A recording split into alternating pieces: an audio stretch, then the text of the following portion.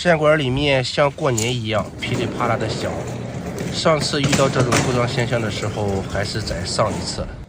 一听一合打，听着扑棱扑棱的，还梆梆的，那给我砸墙了。哪一路啊？知不知道哪一路呢？啊，一行都啪啦啪啦响。总咋合上？你不是你手拿行往墙上的灯泡它都响的。说是合闸充电之后，配电箱里面有声音。是哪儿虚接造成的这种电流声吗？地线倒是没接好，但是这个不是主要原因。检查一下所有线管的边缘，看看有没有把线割破线皮的。不像是分路线的原因，我靠近仔细听。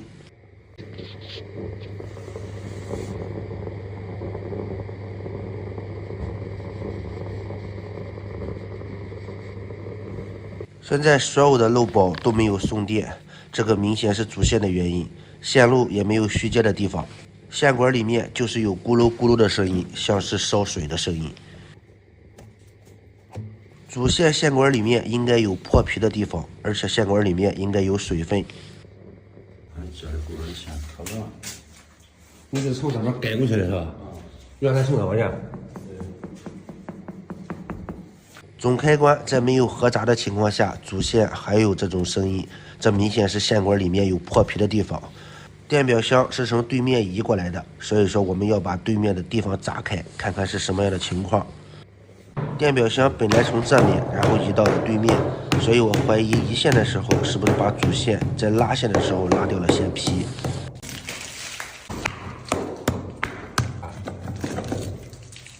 原始的线管都在。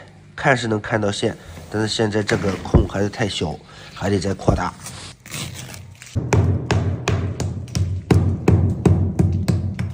砸开这个墙面再听，声音更明显。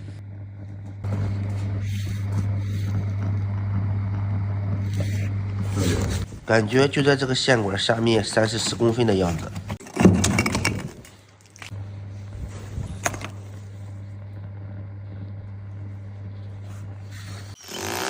还是太小，还得再继续往下扩。感觉快了，快到了，声音越来越接近。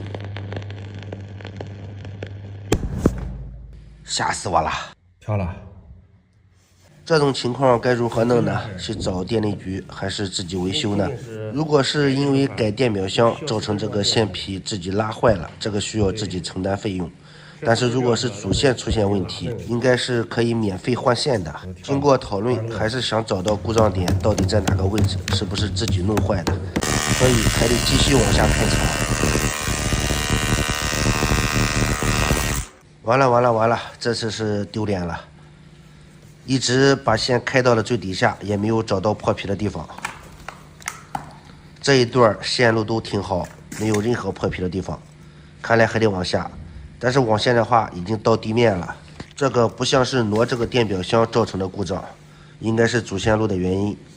一般家里面的金户线是从弱电井里面过来的，那就去弱电井看一下。锁着门呢，如果不把线抽出来的话，很难判断是哪个地方的原因，所以还是打算让客户给电力局打电话。等的这段时间里，我去别的楼上干一个小活。再开就正常了是吧？啊，再开也不行，也得一回子，得闪好几回。这家的故障是灯具打开之后，它闪一会儿才自己亮。先检查一下线路有没有虚接的，线路是正常。像这样的故障就是驱动变压器出现了问题，也没必要再修了，直接给它换一套光源。这变压器有故障。对对，先拆下灯上面自带的光源，我一开，它连亮都不亮，一阵都不亮。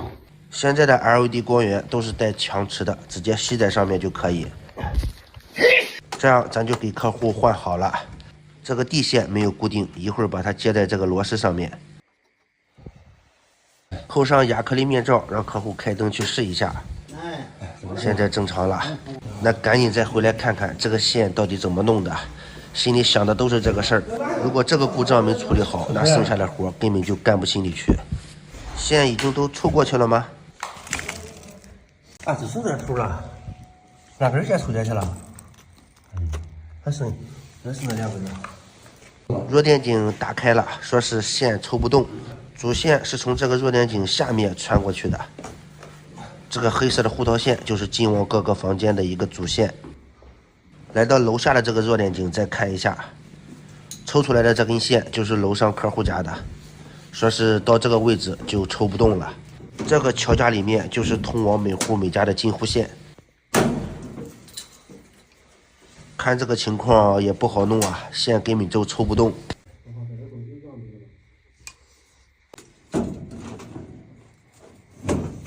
关，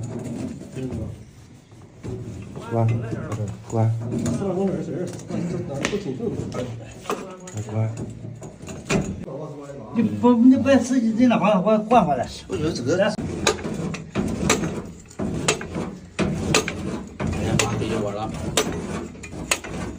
看见烧焦的地方了，总算是把线给抽出来了。看看它的故障点，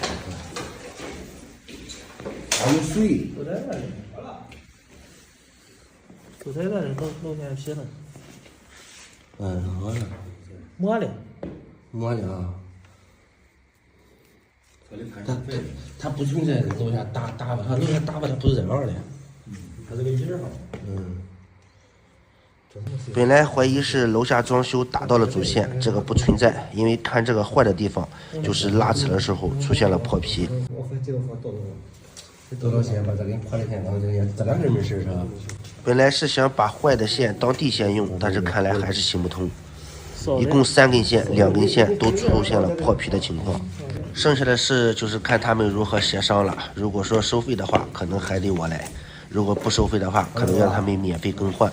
好了，感谢各位的观看，请多多指点。